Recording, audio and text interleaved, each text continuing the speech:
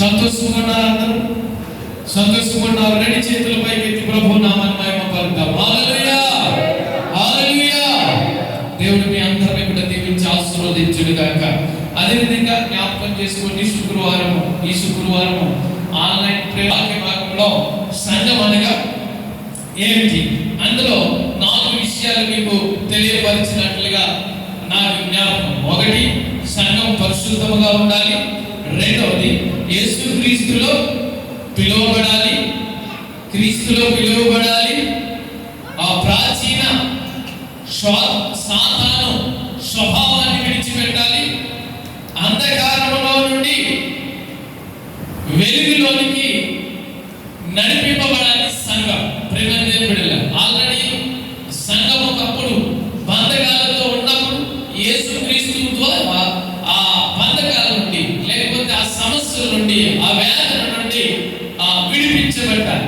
ఆది సంఘం హింసింపబడ్డారు. ఆది సంఘాన్ని అనేక మంది హింసించారు. చాలా మంది శిరస్థాపనం చేసేసారు.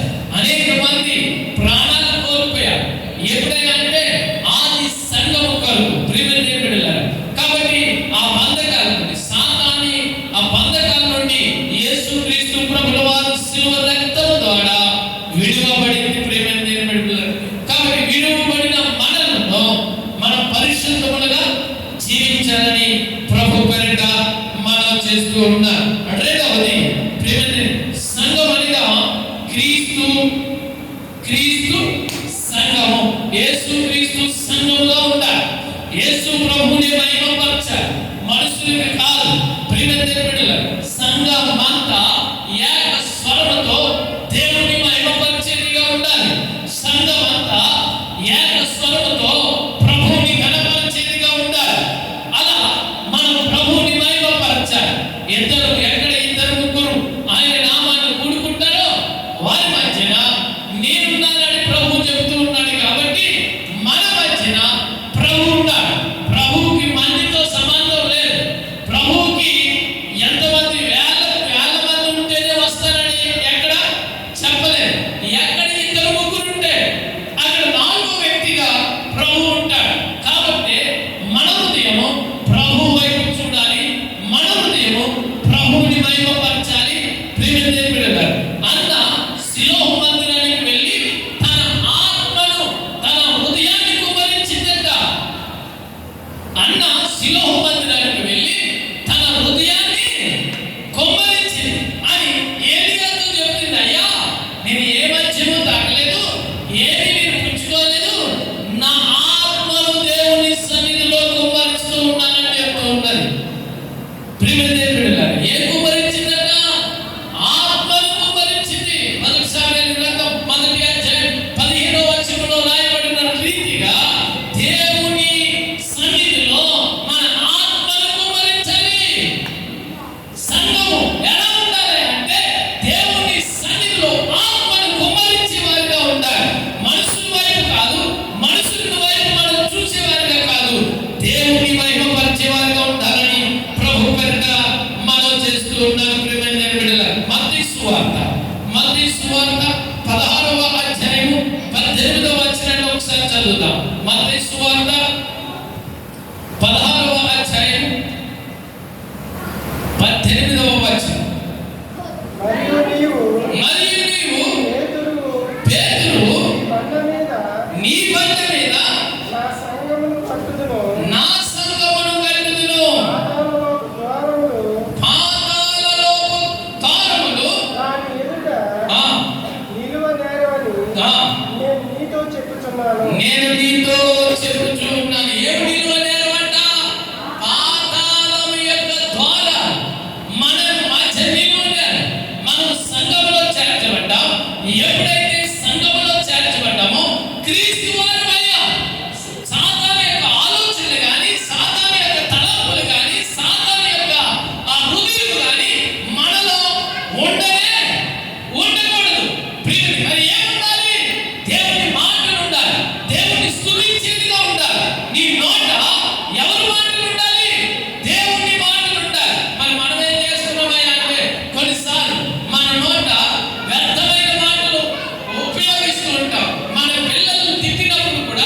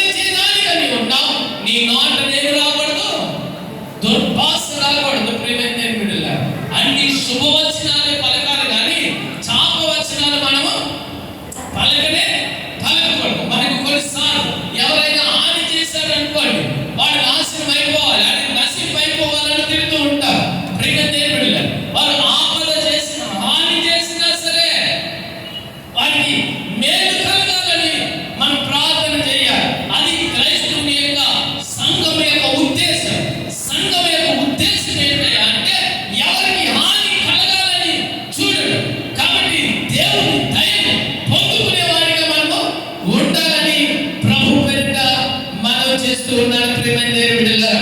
అదేవిధంగా కొలస్సీయులకు రాసిన పత్రిక మొదటి అధ్యాయం 18వ వచనం. కొలస్సీయులకు రాసిన పత్రిక మొదటి అధ్యాయం 18వ వచనం.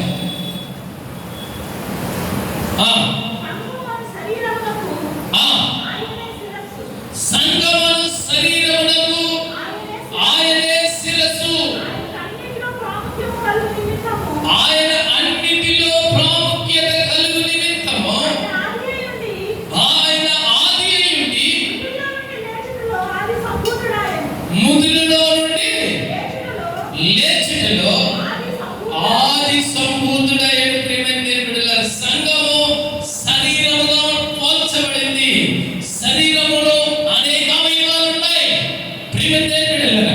ఈ అవయవాలన్నీ ఏ అవయవం పని చేయకపోయినా ఏమవుతుంది, మనం జీవన స్థితి మారిపోతూ ఉంటది. ఇప్పుడు అన్ని పని చేస్తుంటాయి. ఏ అవయవం పని చేయకపోయినా ఏమవుతుంది, మన శరీరము బలహీనపడుతుంది. ప్రియమైన దేవుని బిడ్డలారా, సంఘములో చేర్చబడిన నీవు నేను కూడా ఒక అవయముగా ఉన్నాం.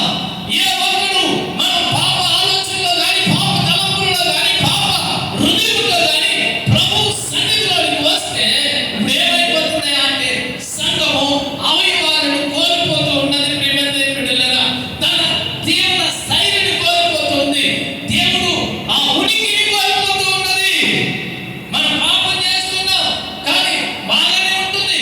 కానీ ఇప్పుడు ప్రభావం ఎక్కడ పడుతుంది అంటే సంఘం మీద పడుతుంది. సంఘము తన ఉనికిని కోల్పోతూ ఉంది. ప్రియమైన దేవుని బిడ్డలారా, సంఘము తన ఉనికిని కోల్పోకుండా ఉండాలి అంటే నీ నడవడిక జాగ్రత్తగా ఉండాలి. నీ అవయవాలు అన్నీ కూడా పనిచేసేదిగా ఉండాలి. ప్రియమైన దేవుని బిడ్డలారా, చూడండి, మన శరీరంలో ఏదైనా అవయవం బలహీనపడ్డది అనుకోండి, మన శరీరం ఏమైపోతూ ఉంటది, బలహీనపడిపోతూ ఉంటది. కాబట్టి సంఘములో మనం అందరం కూడా ఆత్మ కలిగి, ఆత్మ ఉజ్జీవముతో ప్రభువుని మహిమపరచాలి. ప్రియమైన దేవుని బిడ్డలారా, ఏక స్వరముతో ప్రభువుని మహిమపరచాలి. ఏక కంఠముతో ప్రభువుని మహిమపరచాలి. నిత్యము దేవుని స్తుతించాలి. మన నోట వ్యర్థమైన మాటలు రాకూడదు.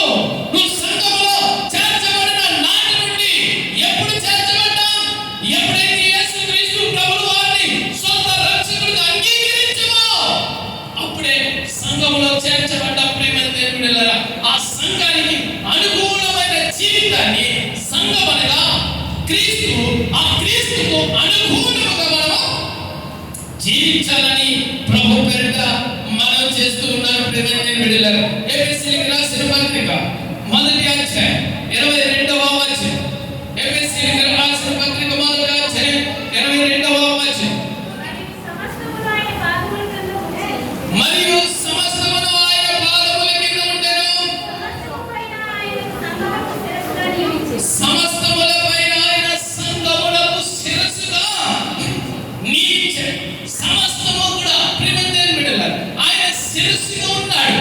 సమస్తమును సంఘానికి శిరస్సుగా ఉన్నాడు. కాబట్టి సమస్తము ఆయన పైన ప్రియమైన నియమించబడి ఉన్నవి.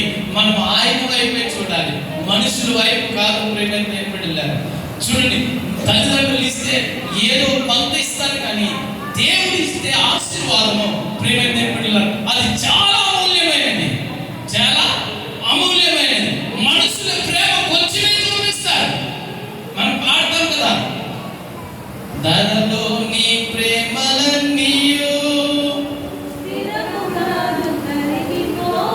ఏమవుతాయంట? ధరలో ప్రేమలన్నీ కూడా అవి స్థిరం కాదు, కరిగిపోతాయి. మంచు కరిగినట్లు కరిగిపోతాయి. కానీ దేవుని ప్రేమ కరగనే కరగదు. ఇది దానికి మితిలేని ప్రేమ యేసు చూపిస్తున్నాడు. ప్రియమైన దేవుని బిడ్డలారా, ఆ ప్రేమని ఎక్కడ చూపిస్తున్నాడు అంటే సంఘం మీద చూపిస్తున్నాడు. సంఘానికి లోబడే వారిగా మనము ఉండాలి. సంఘానికి నీతి కలిగిన వారిగా మనం ఉండాలని ప్రభు పేరిట మనం చేస్తూ ఉన్నాను. ప్రియమైన దేవుని బిడ్డలారా, సంఘము దేవుని కృపలో ఉండేవారిగా మనం ఉండాలి. ఇంకా మూడవది, చివరిగా మూడవది 16వ అధ్యాయం, రోమీయులకు రాసిన పత్రిక 16వ అధ్యాయం 16వ వచనం. రోమీయులకు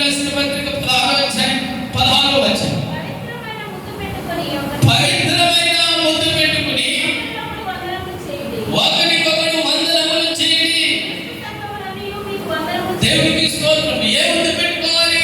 పవిత్రమైన ముద్దు పెట్టుకోవాలి. ఇప్పుడు చాలా మంది అబ్బా నువ్వు లేదే నేను లేను, నీ ప్రేమే అని చెబుతూ ఉంటారు. కానీ ఏ ముద్దు కావాలంట? పవిత్రమైనది కావాలి. ప్రియమైన చూడండి, చాలా మంది వాళ్ళు ఆ అవసరాలు తీర్చుకోవడానికి వారి యొక్క ఆ ఆలోచనలు వ్యర్థమైపోతూ ఉన్నాయి. కాబట్టి ఎవరిని మనం నమ్మేవారుగా, నా ప్రాణం తీస్తాడు నీ కొరకు, నా ప్రాణాన్ని అయినా ఇస్తాడు. నిజంగా ఇవ్వాలి, ఇస్తాడు. ఒకసారి ప్రాణం అవసరం నా కొరకు చిన్న ఆ ఏరు పోసుకుని నాకంటే ఇద్దరా ఎవడు ప్రేమ. కానీ యేసయ్య నీ కొరకు నా కొరకు ప్రాణాన్ని పెట్టాడు. ప్రేమ ఈ లోకంలో మనుషులు ఇది చేస్తాం అది చేస్తామంటారు, కానీ నోటి మాటలతోనే చెప్తారు.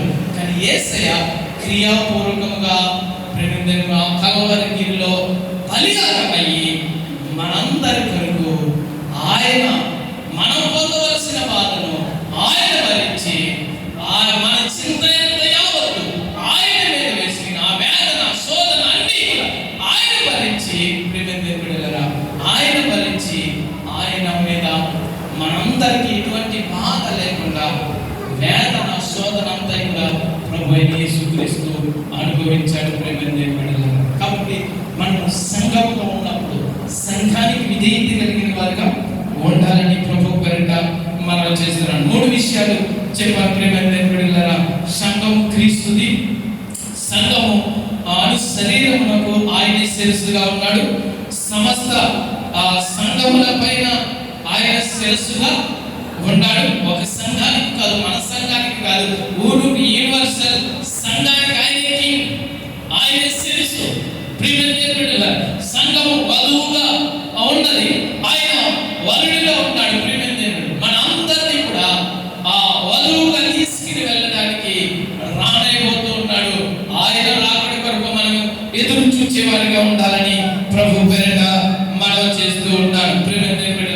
ఇంకా మూడవది క్రీస్తు సంఘములన్నీ పరిశుద్ధముగా ఉండాలి. పరిశుద్ధమైన పెదవులతో మనం పవిత్రమైన జీవితాన్ని జీవించేవారిగా ఉండాలని ప్రభు పేరిట మనం చేస్తూ ఉన్నాం. కాబట్టి సంఘము చాలా ప్రాముఖ్యమైనది. సంఘము ప్రియమైన మనం ఏదో ఒక సంఘానికి చేర్చబడాలి.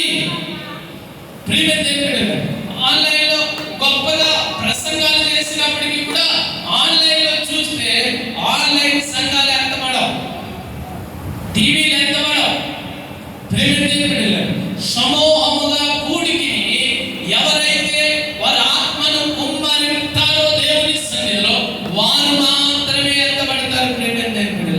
తర్వాత మనం ఎంత గొప్పలు పెట్టినా ప్రయోజనమేమి ఉండదు. ప్రేమ అది అంటారు కదా, లోక సామెత ఉంటుంది, చేతులు కాలినాక అప్పుడు ఎంతమంది చేసిన ప్రయోజనమేమి లేదు. ఆ మధ్యలో ఇప్పుడే శరీరంతో ఆత్మతో సత్యముతో ప్రభువుని ఆరాధించినప్పుడు, ప్రభువుని మహిమపరిచినప్పుడు, ప్రభువుని కొనియాడినప్పుడు ఖచ్చితంగా పరిశుద్ధాత్మ దేవుడు మనకు కృప చూపిస్తాడని ప్రభు పేరిట మనం చేస్తూ ఉన్నాం. అటు కృప దేవుడు మనకు అనుగ్రహించుగాక. ఆమేన్. హల్లెలూయా. ప్రియమైన మొదటి కొరింథీయులకు రాసిన పత్రిక 11వ అధ్యాయం 23వ వచనం కానుండి నేను చదువుతాను. ప్రియమైన బిడ్డలారా, చాలా జాగ్రత్తగా వినాలని ప్రభు పేరిట మనం చేస్తూ ఉన్నాం. ఎవరైతే బలలో చేయడానికి సిద్ధపాటు